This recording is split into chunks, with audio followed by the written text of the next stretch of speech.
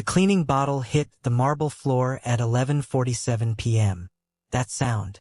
That one small, hollow sound echoed through the entire east corridor of the Valsieri estate like a warning shot. And nobody moved. The night staff had already learned one rule above every other rule inside this mansion. When the Valsieri triplets walked through a door, any door, you stopped breathing until they passed. So the hallway froze. Every maid, every attendant, every security rotator posted along the gilded corridor walls. Frozen. Because the triplets were not supposed to be home tonight. The syndicate meeting in Harlow Point was scheduled through Thursday. 3 days away. 3 days of lighter air inside these walls. 3 days where the staff could set down the tension they carried like a second uniform.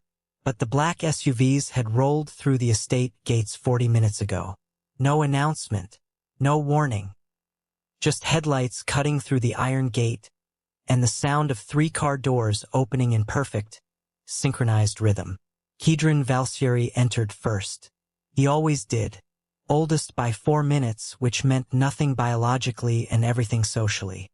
His jaw was locked tight. Whatever happened in Harlow Point, it hadn't gone the way he wanted. His dark eyes swept the corridor the moment he stepped inside. Not looking at anything specific. Just reminding the room that he was there. Mailer came in second, broader through the shoulders than his brothers, though few people would notice that detail because they were usually too busy looking at the floor by the time Mailer entered a room. He carried anger the way other men carried cologne. Constant, invisible, but you always knew it was there. Thais was last, quietest of the 3, always had been. He closed the estate door behind him with 2 fingers, barely a sound, and then stood still for exactly 3 seconds. Reading the room the way some people read weather. 3 sets of eyes. 1 hallway. And then, the bottle. It had slipped from the shelf on the east wall where the night cleaning staff kept their supplies. Rolled slowly across imported Italian marble. Made that hollow, spinning sound that seems too loud in silence. Everyone looked toward it. And that's when they saw him. He was leaning against the supply shelf with 1 hand braced on the wood and 1 hand, instinctively, automatically, pressed flat over his stomach. Red uniform, white name tag too small to read from the distance they stood. Head down, dark hair falling forward. He hadn't realized they'd come in yet. That was clear from the way his body moved, slow, deliberate, the kind of careful that comes from carrying something heavy. He bent to reach the bottle on the floor, and the red uniform pulled across his frame, and that's when the pregnancy became visible. Obviously visible. 5, maybe 6 months. Mailer's expression didn't change, but his eyes did. Kedron went completely still. Thais' head tilted exactly 2 degrees to the left. The figure on the floor wrapped fingers around the cleaning bottle, straightened slowly, and pushed the hair from his face. The bruises on his forearms were the first thing that registered. Not small bruises. Not accidental marks from a bumped shelf or a tight sleeve. These were the kind of bruises that have a story. Dark, white. The shape of fingers pressed too hard against skin that couldn't push back. He turned and lifted his head, and the hallway, which was already frozen, became something colder than frozen. Because the face was familiar. Painfully, impossibly familiar. High cheekbones. Deep-set eyes the color of dark amber. A jaw that had always carried more strength than people expected from someone his size. Lips pressed into a flat line the way they always pressed when he was trying not to react to something. Soren Vale. The Omega they had exiled 3 years ago without a second look. Standing in their hallway. In their uniform. Carrying their cleaning supplies with bruises up both forearms and a child growing inside him. Hi viewers. Has someone in your life ever made a decision about you without giving you a single chance to explain yourself? The 3 most powerful men in the city stared at the man they had discarded. And for the first time in a very long time, not one of them had anything to say. Soren's amber eyes moved across their faces in less than a second. Recognition hit him like cold water. His whole body locked up, that specific stillness that isn't calm. That survival instinct. The kind that asks, in one silent breath, do I run, or do I stay invisible? His hand pressed harder against his stomach. The cleaning cloth was still in his other hand.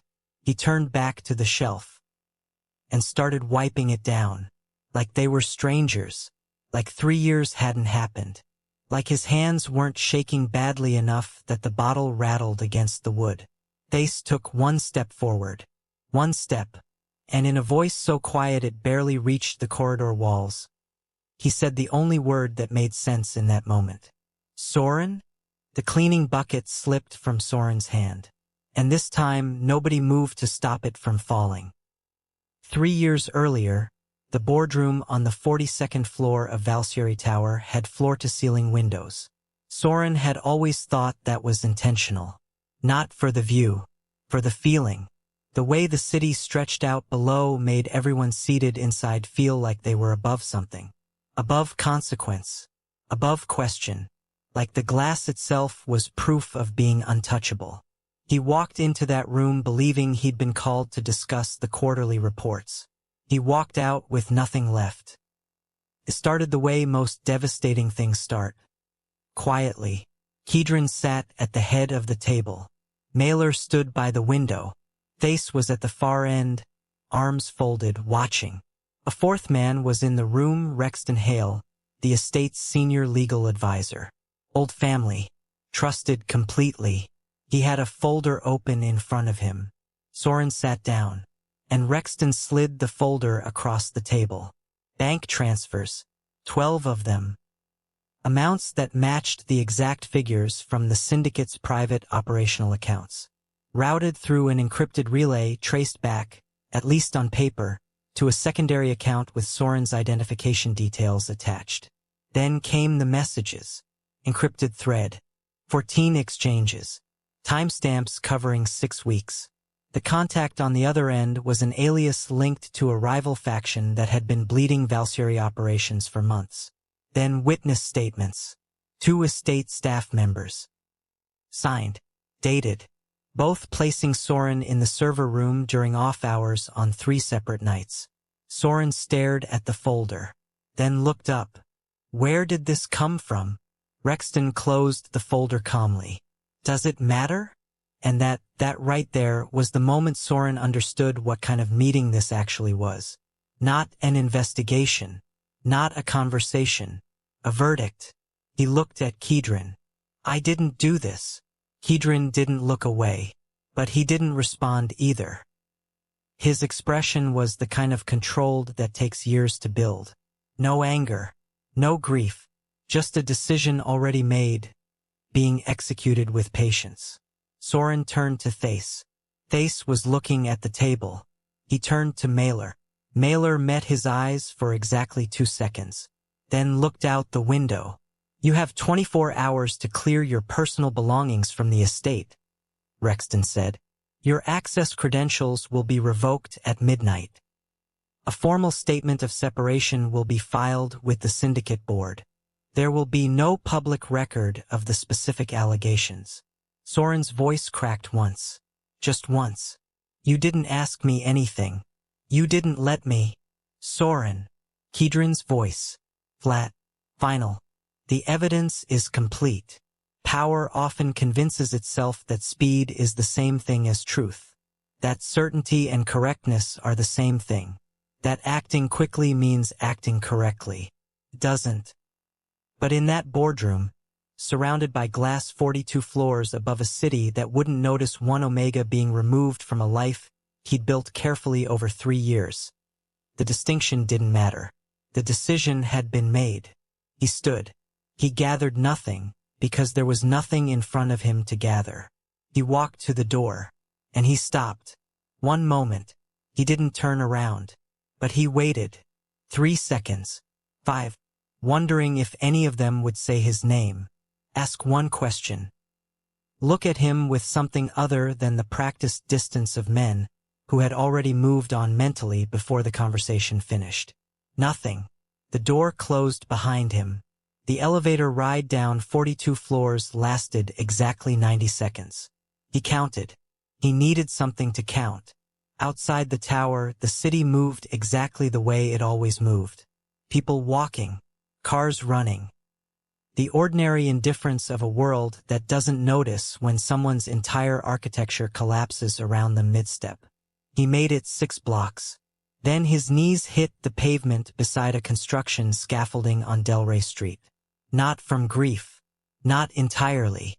He pressed both palms flat against the concrete and breathed through the wave of nausea that had been building since the elevator.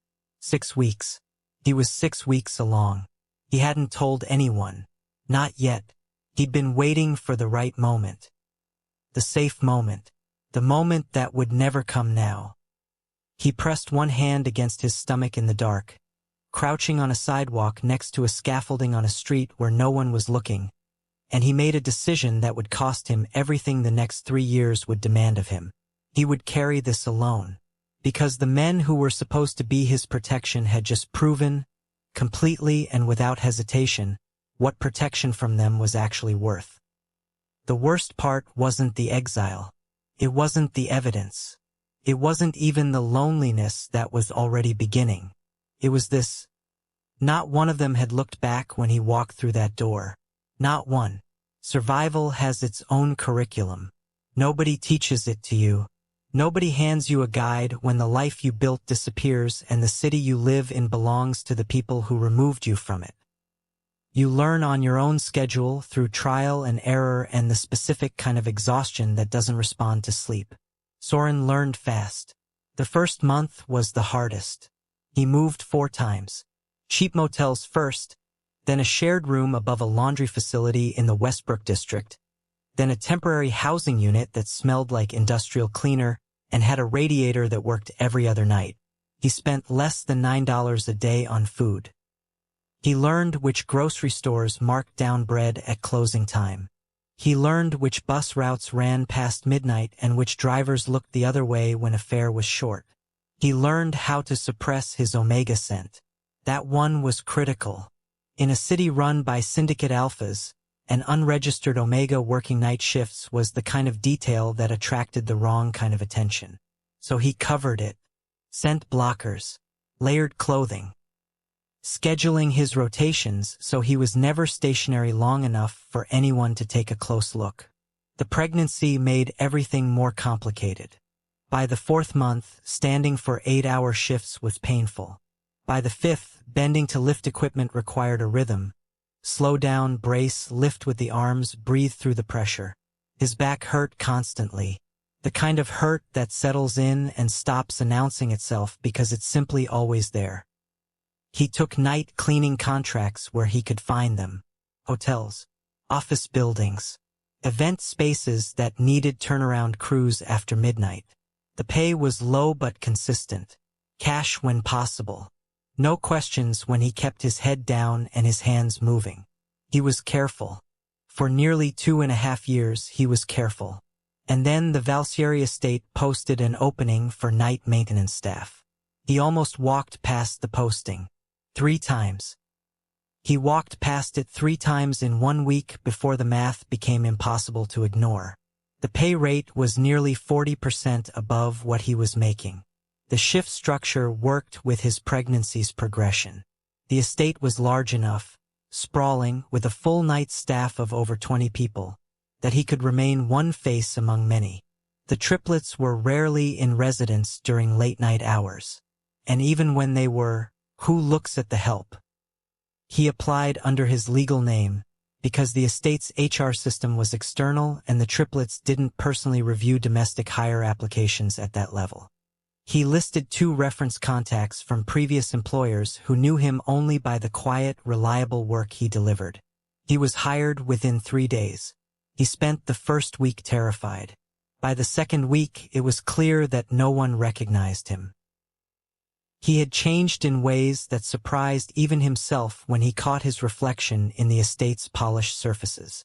Leaner across the face despite the pregnancy. Eyes that didn't meet anyone else's eyes anymore, not out of submission, but out of trained invisibility. He moved differently than he used to, smaller somehow, contained in a way he'd never needed to be when he had a life that didn't require containment. Survival changes people. Not all wounds bleed. Some simply teach you how to disappear. He worked the East Corridor primarily. Supply runs between midnight and 4 in the morning. Marble floors, brass fixtures, the kind of surfaces that showed every fingerprint and required patience rather than speed. He liked the work, in the honest way that labor becomes something to hold on to when everything else is uncertain. He had 8 weeks left in his pregnancy. 8 weeks. He was almost through it. And then one Thursday night, a security rotator named Dex Pullman, who had been drinking since his shift ended and apparently decided his shift ending didn't apply to him, cornered Soren in the supply corridor off the East Hall. He grabbed both arms.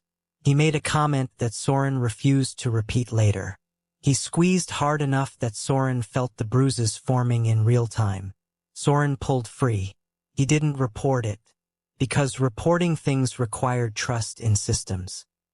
And trust in systems had a specific recent history for him. He wrapped his forearms in the supply room and went back to work. Those marks on his arms, the ones shaped like fingers, the ones wide enough to read as something worse than accidental. Those were the bruises the Valsieri triplets would see 4 nights later, when they weren't supposed to be home.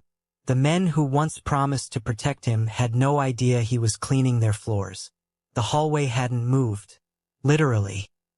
The night staff stood exactly where they'd been standing when the cleaning bucket dropped. Nobody had dismissed them. Nobody had told them to leave. And not one of them was brave enough to make a personal decision about their feet while 3 Valsieri alphas were occupying the same 30 feet of corridor. So they stood and watched. Soren crouched slowly to pick up the bucket. Both hands. Deliberate movement. The kind of pace that says, I am not running. I am not reacting. I am just a person doing a job in a hallway.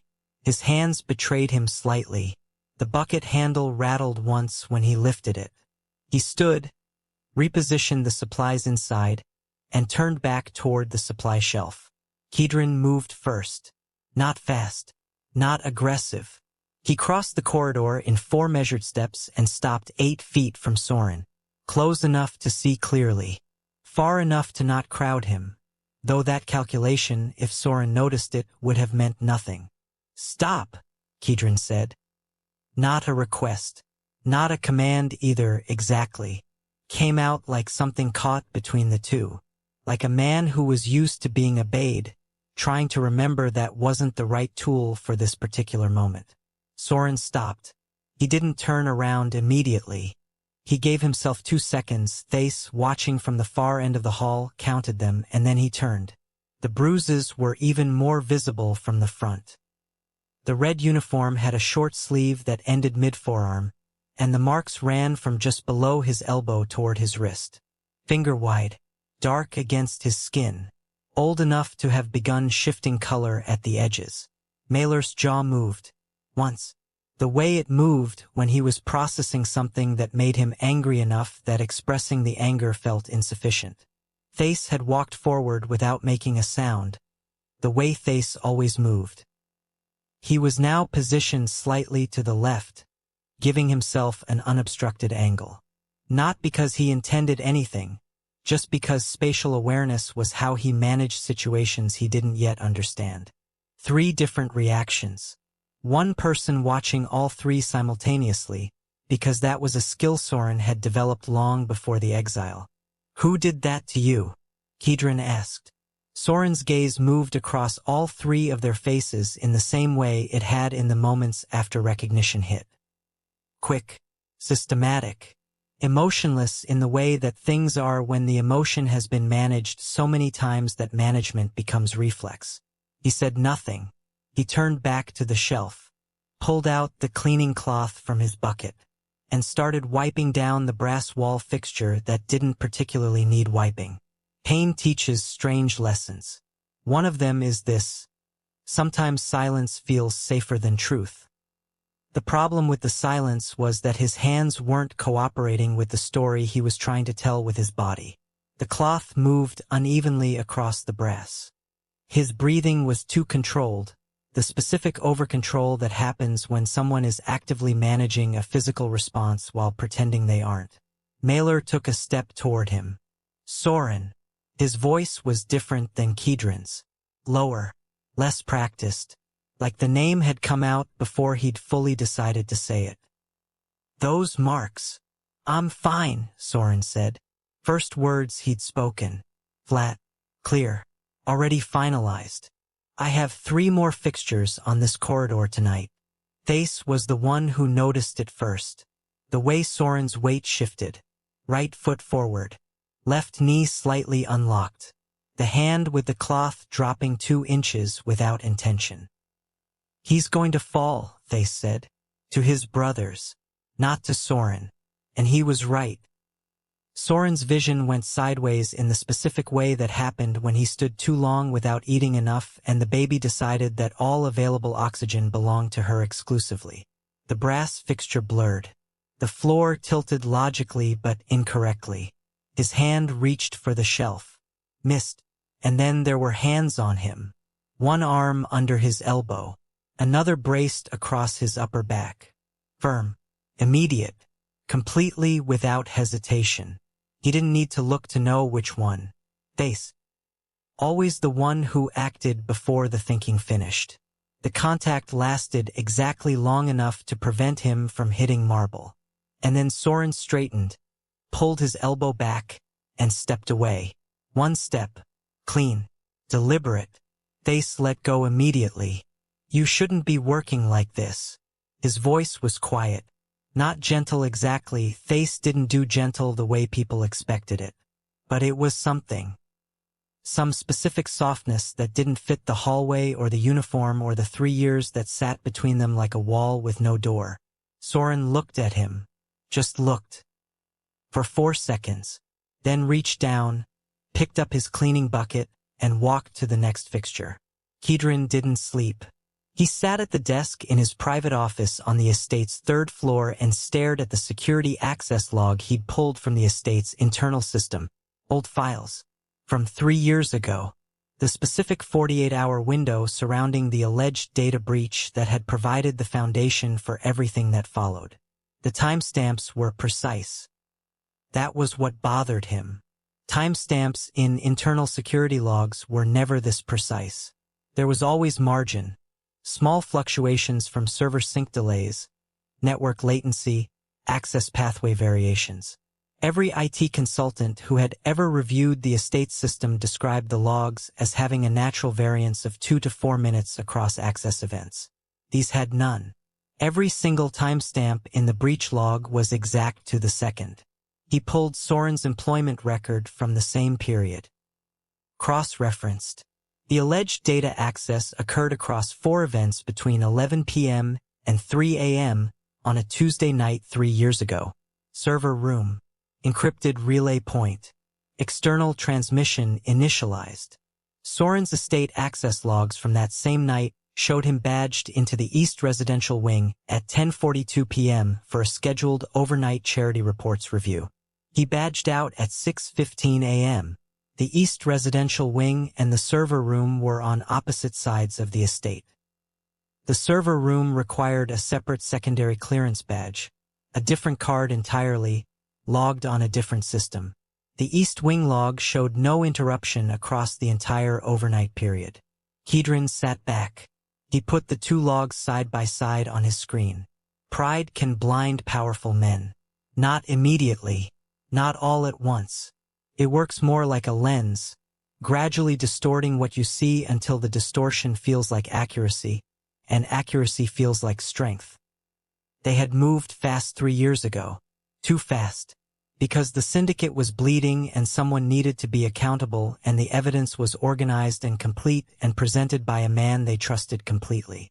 Kedron hadn't asked the question that now felt obvious. Why was the evidence so complete? Real betrayals are messy. Real internal leaks leave ragged edges. Gaps in cover, inconsistencies in behavior, the specific nervousness of someone carrying something they know they shouldn't. Soren had shown none of that in the weeks before the accusation. Not a single behavioral flag that their security team had flagged, because there hadn't been any. He called Mailer at 2:30 a.m. Mailer picked up on the second ring, which meant he hadn't been sleeping either. "Look at the access logs," Kedron said. "The original breach file." Silence on the line. Then, "I'm looking." 40 seconds of nothing. "The timestamps," Mailer said. "Yes. They're perfect," Kedron said. "They're too perfect." More silence. "Cross-reference his East Wing badge in," Kedron said. He heard Mailer pulling the file on his end. He let him get there on his own. Another 30 seconds. He was locked into the East Wing. Mailer's voice had changed. The usual forward pressure gone. The entire night. He couldn't have. "No," Kedron said. He couldn't have. Neither of them said what that meant yet. The word sat between the phone lines like a weight neither man was ready to pick up fully. Face joined the call 3 minutes later, already knowing something had shifted, because Thace always knew. By 4 a.m. they had assembled what they could from their own access. Enough to see the shape of it. The timestamps were manufactured.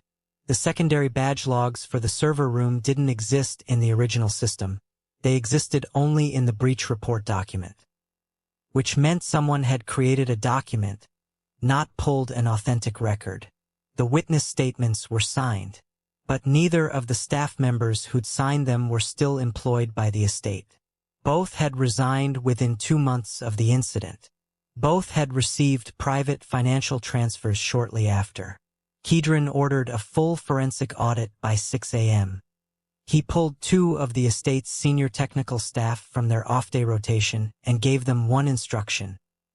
Pull every original log from 3 years ago and compare it against every document filed in the breach report. Every discrepancy, every gap, everything. He did not explain why. He didn't need to. The results began arriving in fragments across the late morning hours.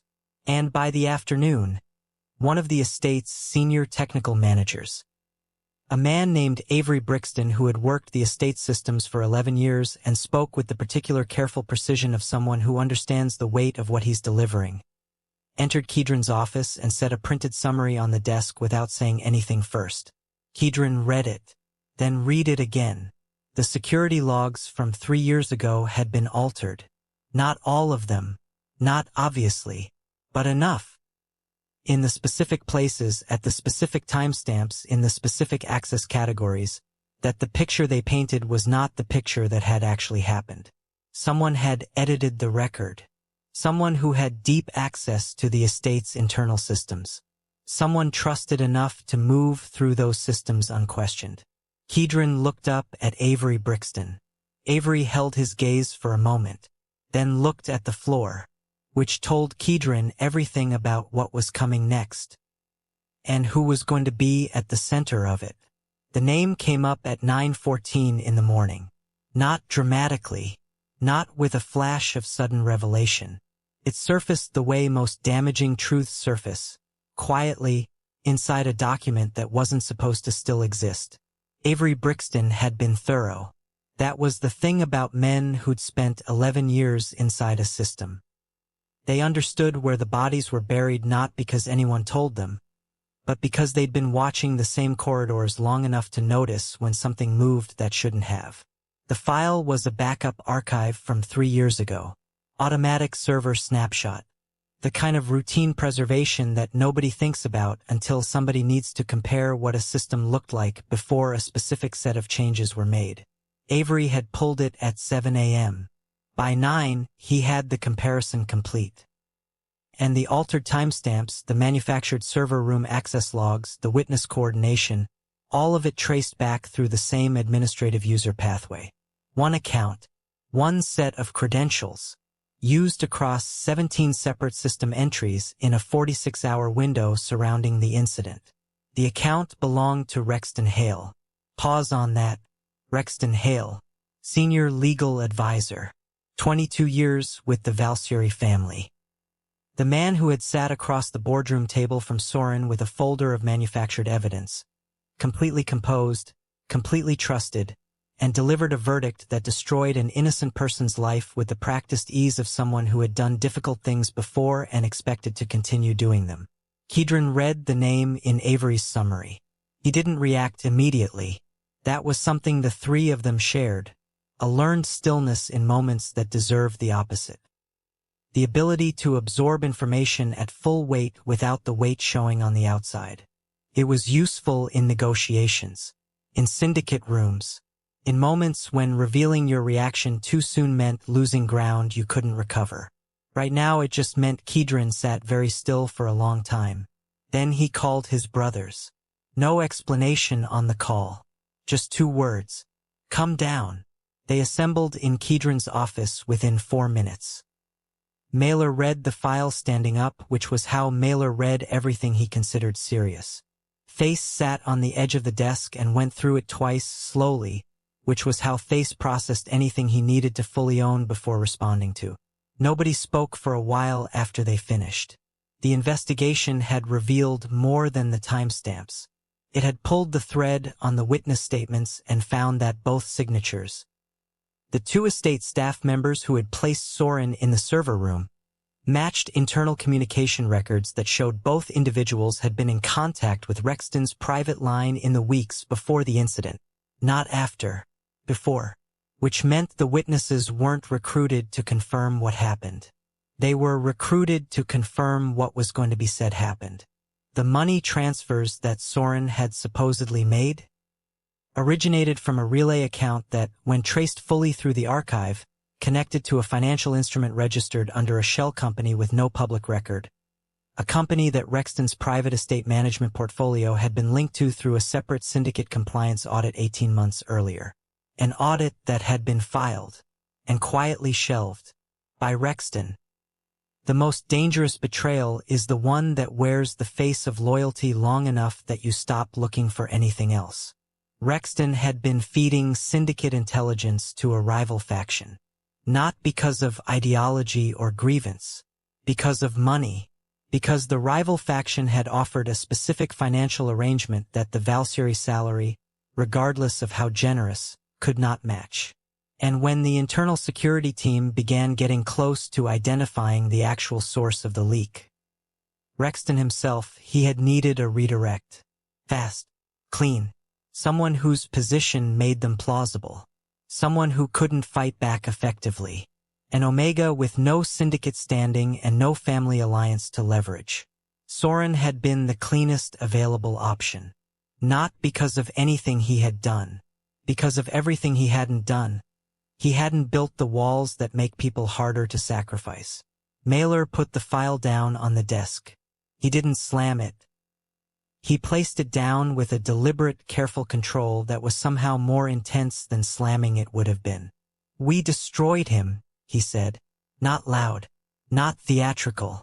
Just the specific flatness of a man confronting something he'd done that couldn't be undone by confronting it. Face stood from the desk edge. Walked to the window. Stood there for a long moment looking at the estate grounds below. The manicured lawns, the east corridor entrance, the service path that the night staff used. The path Soren walked every shift. We destroyed him, Face said quietly, picking up his brother's words not as repetition but as confirmation. For nothing. And Kedron, who had initiated the exile, who had sat at the head of that boardroom table and delivered the conclusion with the certainty of a man who believed certainty was the same as correctness, said nothing. Because there was nothing to say yet that would mean anything. The traitor had a name now. But the man they had wronged was still 2 floors below them. Cleaning their hallways. They found him in the East Corridor supply room at 10:30. Not the grand hallway. Not a dramatic setting. Just a narrow room with metal shelving and overhead fluorescent lighting and the particular smell of industrial cleaner that clings to every surface after years of use. Soren was restocking the cleaning cart. He heard the door. He didn't turn around immediately. He kept both hands moving, setting bottles in order by the systematic logic he'd developed over months of the same routine, and gave himself 3 full seconds before he acknowledged the entry. When he turned, All three of them were in the doorway. They didn't come in. That was notable. Three men who owned every room they walked into, standing at the threshold of a supply closet instead of crossing it. Soren looked at them with the same measured expression he'd been wearing since the hallway the night before. Calm on the surface, controlled underneath. "I still have 6 hours on my shift," he said. "We're not here about your shift," Kedron said. Silence. Soren turned back to the cart. Soren. This time it was Mailer, and something in the way Mailer said it, stripped of the forward pressure, stripped of the authority coding that Mailer put on everything by default, made Soren stop. Just stop. Hands on the cart. Not moving. "We found what Rexton did," Kedron said. The fluorescent light above the shelving unit flickered once. Soren's hands didn't move. "The logs were altered," Kedron continued. "The witness statements were coordinated before the incident. The bank transfers were routed through his accounts. All of it. Everything in that folder that we used to." He stopped. Started again. "It was manufactured. Every piece of it. You didn't leak anything." The supply room held that for a moment. Soren still hadn't turned around. When he spoke, his voice was even. "I know." 2 words. The kind of 2 words that carry 3 years inside them. Face shifted in the doorway. "Why didn't you defend yourself? In the boardroom, you tried once and then you stopped. Why?" Soren turned then. Slowly. He looked at Thace first, then Mailer, then Kedron. The same systematic reading of faces he always did. But this time there was something different underneath it. Not anger, not grief, something older than both. "Because you had already decided," he said. "Nobody argued it. Because it was true. A verdict that's already been reached isn't a conversation," Soren said. "It's an announcement. And I knew, standing in that room, that I was there to receive it. Not to change it. Trust doesn't break all at once. Cracks quietly. One small fracture that you barely notice. Then another. Then another. Until the weight of ordinary trust. The automatic, unremarkable expectation that the people who are supposed to protect you will give you the basic decency of a question before a conclusion, has no foundation left to stand on. That's where Soren had been standing since the boardroom. On nothing. "We were wrong," Mailer said. The words came out like they cost him something. Because they did. Mailer Valsieri did not apologize. Not in rooms outside his family. Not in spaces where it could be read as weakness by anyone positioned to exploit weakness. It wasn't pride exactly. It was the specific calculus of powerful men who have learned that every word has weight and some words shift weight in directions you can't recover from. Saying this here in this supply closet to this person, it cost him something real. Soren looked at him for a moment. "I know that too," he said. Then, because the silence needed somewhere to go, because 3 years of carried weight requires a door eventually, Soren leaned back against the metal shelving and looked at the fluorescent light above him for a moment. "There's something else," he said. Kedron went still. Thace's eyes sharpened. Mailer said nothing, but his attention shifted in a way that was visible if you knew how to read him. "The baby," Soren said. He looked at them. All three. "She doesn't have one father." He let that sit. 1 breath. 2. "She has 3. The supply room went quiet in a completely different way than it had been quiet before. Not the quiet of held tension. The quiet of something enormous arriving without warning, landing with full weight, and changing the dimensions of every wall around it. Thace was the first to speak, and what he said wasn't a question or a denial or any of the things that silence like that usually precedes. He said her name. She. Like that was the only word that mattered right now. Kedron's hand found the doorframe, and Mailer who managed everything with forward pressure and practice control, sat down on the supply room floor. Just sat down. Because sometimes the ground shifts and the only honest response is to stop pretending you're still standing on solid surface. Rexton Hale received a call at 7 in the morning on a Thursday. Kedron's direct line. He picked up on the second ring. "There's something that requires your attention at the estate," Kedron said. "Your office. 10 o'clock. Rexton confirmed without hesitation. 22 years of service meant he still moved through the world on the assumption that his position was secure. That was the particular blindness of men who have operated inside trust for long enough. The trust starts to feel like weather, like something that simply exists, permanent and unconditional and not requiring maintenance.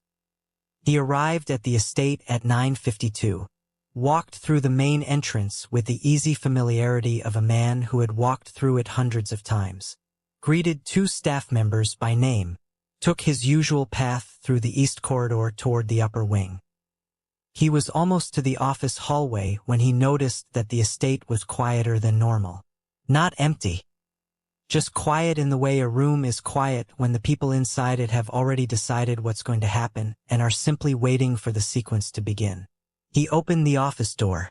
All three triplets were inside, and Avery Brixton, and two members of the estate's internal security team whose specific function within that team Rexton understood immediately. He sat down, because standing would have meant admitting he understood, and old habits are persistent. Kedron placed the audit summary on the desk. "We've completed a forensic review of the server archive from 3 years ago," he said, "against every document filed in the Soren Vale incident report." Rexton looked at the summary. His face did something complicated for a very brief moment. Then it went flat. That flatness told Kedron everything. No denial came. No confusion. No the performed outrage of a man genuinely wronged by an accusation. Just stillness. The stillness of someone calculating. "The financial transfers have been traced," Kedron continued.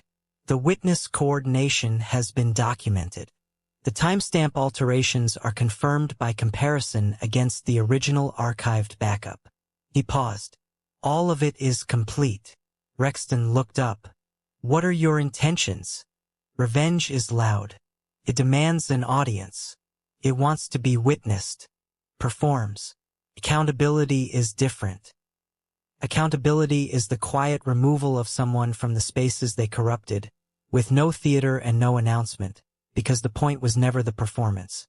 The point was the correction. Your access to all Valkyrie assets, accounts, and operations will be revoked effective today, Kedron said.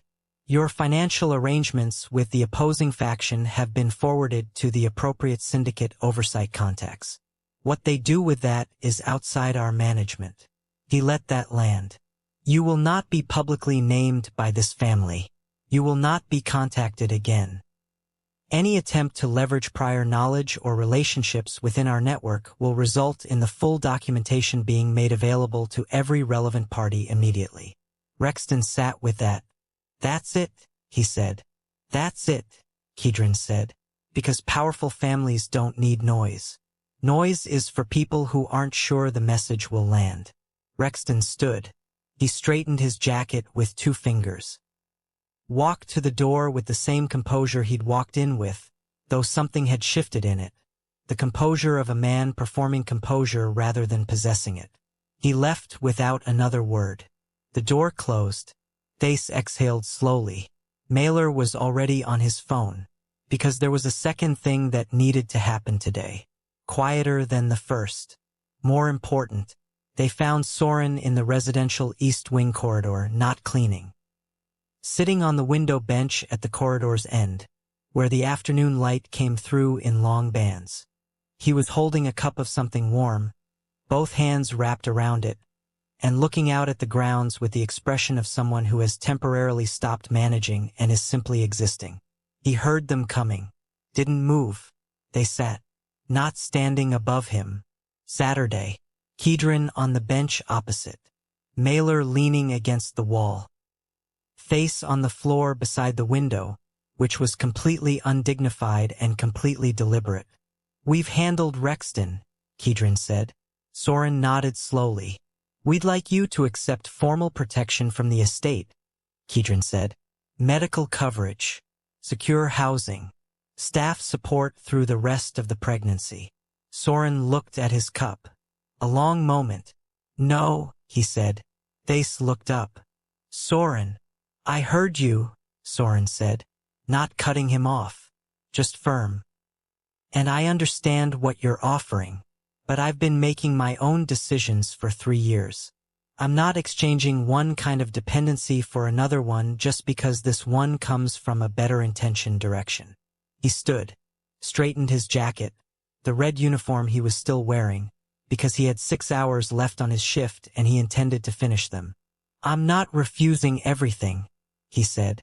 I'm refusing the version of help that makes me smaller in exchange for being safer.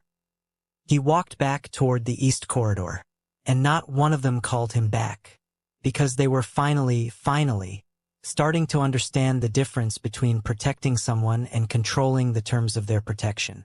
Nobody made a speech. That was the first thing that was different. No formal announcement. No grand gesture delivered in a room full of witnesses designed to signal that the Valkyrie triplets had recognized their failure and were now correcting it. None of the theater that powerful men often reach for when they need the world to know they are doing something right. Just behavior. Changed. Quietly. The first thing Kedron did was pull the personnel file on Dex Pullman, the security rotator whose fingerprints were on Soren's forearms in the form of bruises that had not yet fully faded. The review took 40 minutes. The outcome was decided in the first 5. Pullman was removed from the estate roster the same afternoon, his credentials revoked, his shift reassigned, a formal notice sent to the staffing agency that the contract was terminated for conduct violations. No explanation given to the general staff. No announcement. He was just gone. Mailer commissioned an internal review of the estate's treatment protocols for Omega staff compensation structures, shift assignments, physical workspace safety, escalation paths for reporting mistreatment. The review found 7 areas that required immediate correction. He corrected all 7 within 2 weeks. Not because anyone was watching, because they required correction. Thais did something smaller than either of his brothers. He changed Soren's assigned corridor. The East Corridor where Soren worked was the longest overnight rotation on the estate, the one with the most square footage, the most fixtures, the most marble to maintain. It was assigned to Soren not out of malice but out of the casual indifference of a scheduling system that had never been designed with a pregnant person's physical limits in mind. Thais adjusted the rotation. Shorter run. Fewer hours on hard flooring. Breaks built into the structure at intervals that a person carrying 8 months of pregnancy could actually use without losing pay. He made the change through the scheduling system without telling Soren he'd made it. Soren noticed on the first night. He didn't say anything, but he noticed. Apologies are easy. A sentence. A moment. They require nothing after they're delivered. Changed behavior is harder. It requires repetition without recognition. It requires doing the right thing in the moments when nobody is checking whether you're doing it. The triplets were learning that difference in real time. It wasn't clean. It wasn't linear. Mailer snapped at a staff member one morning in a way that required a correction that afternoon. Kedron made a decision without consulting anyone and then had to sit with the understanding that the habit of unilateral authority was something you unlearned in individual instances, not all at once. Thais was better at the quiet adjustments but struggled with the waiting. The specific patience required when you've done something right and the person you've done it for isn't ready to acknowledge it yet. And then came the night in the 3rd week. Soren was in the supply corridor. 9:50 p.m. He had been on shift for 4 hours and had approximately 2 hours left. The pregnancy had reached the point where his body gave him clear signals about what it could and couldn't sustain, and tonight the signal was coming through at higher volume than usual. Lower back. The kind of ache that required him to stop every few minutes and brace against something. He was standing at the cleaning cart when his vision went sideways. Not as dramatically as the first time in the main hallway. Slower. More honest. The kind of slow fade that a body produces when it's been pushed past its actual limit and is now requesting, not demanding, requesting that something change. He reached for the cart. His knees were already making their own decision. The door opened. Face came in first. He always moved fastest when something was wrong, some internal calibration that fired before thought caught up. He crossed the supply corridor in 4 steps and had both hands on Soren's arms before Soren had finished the thought about needing to sit down. "I'm fine," Soren said. "Old reflex." "You're not," Face said. Not unkindly, just accurately. He guided Soren to the low storage bench along the supply room's back wall. Sat him down. Checked his breathing, his color, the steadiness of his hands. Then he turned and picked up the cleaning bucket. He didn't announce it. He didn't say anything at all. He just picked up the bucket and the cloth and walked out toward the corridor to finish the rotation. Soren sat on the bench and watched him go. And something that had been locked behind 3 years of necessity and survival and the specific armor that people build when they stop expecting care from anyone. Something in that armor moved. Not broke. Moved. Like a window cracking open in a room that's been sealed for a long time. 2 weeks later, when the estate's medical team came by the residential wing for their scheduled wellness rounds, Soren was on the list. He sat in the chair, rolled up his sleeve, and let them help him. For the first time in 3 years, he let someone take care of something he had been carrying alone. 6 months later, the East Corridor looked the same. Same marble. Same brass fixtures. Same chandelier light running the length of the hall at a low, amber warmth that made the whole space feel like money that had learned to breathe. But Soren wasn't cleaning it. He was walking through it on his way to a meeting. The office on the 3rd floor, Kedron's office, the one with the wide desk and the city view, had been rearranged 3 months ago. A second desk added along the east wall. Smaller. More organized, actually, than Kedron's. Files in order.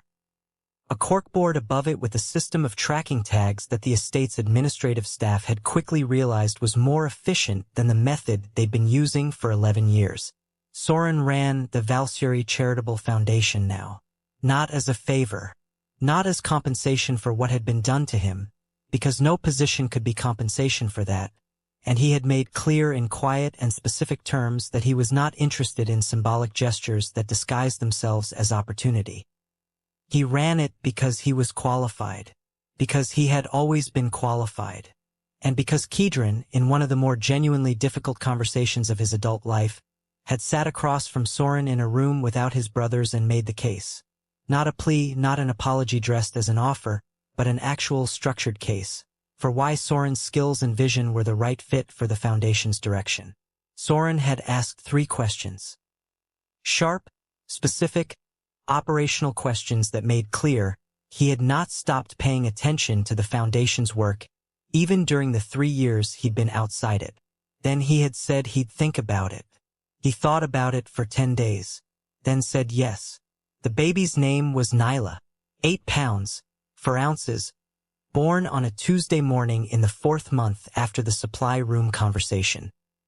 She had Soren's cheekbones and face instinct for watching a room before responding to it, and a particular expression she made when she was being looked at by all 3 of her fathers simultaneously. Slightly skeptical, slightly amused, that Mailer had stopped denying he found completely disarming. The triplets were not perfect at it. That was the honest version. Kedron still defaulted to authority in moments that required conversation.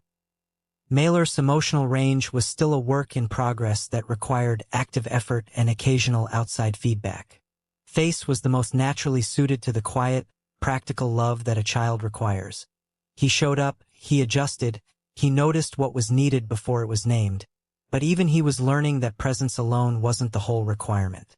They were learning, together, imperfectly, in real time, and Soren, who had survived 3 years of invisibility, who had learned to carry truth alone, who had built a life from scratch in the margins of a city that had been designed to ignore him, was not interested in pretending the past hadn't happened.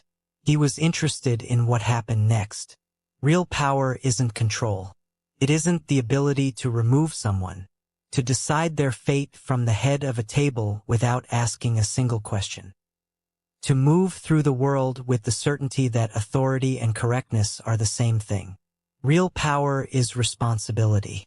The decision to remain accountable to the people inside your reach. To build systems that protect rather than just perform protection. To sit on a supply room floor when the news is bigger than your ability to stand through it, and to pick up a cleaning bucket in a quiet corridor because the person who needs help right now deserves the action more than they deserve the words. The Valkyrie Empire didn't change overnight. Large things don't.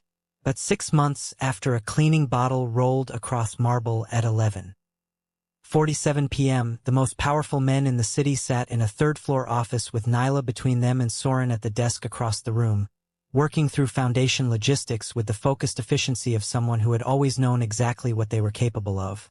And they were listening. Not because they had to, because they finally understood what it cost when they didn't. And that quiet, ongoing, imperfect act of learning to listen was the beginning of something none of them had a name for yet. But Nyla was here, and she had time. If this story moved you, if you saw yourself in someone who was discarded and survived anyway, or in someone who had to face the cost of a decision they couldn't undo, drop a comment below and tell us which moment hit you hardest. Your thoughts might be exactly what someone else needs to read today. And if you believe stories like this one deserve to be heard, share this with someone who needs it. Subscribe and turn on notifications so you never miss a story that might just change how you see something or someone in your own life. We'll see you in the next one.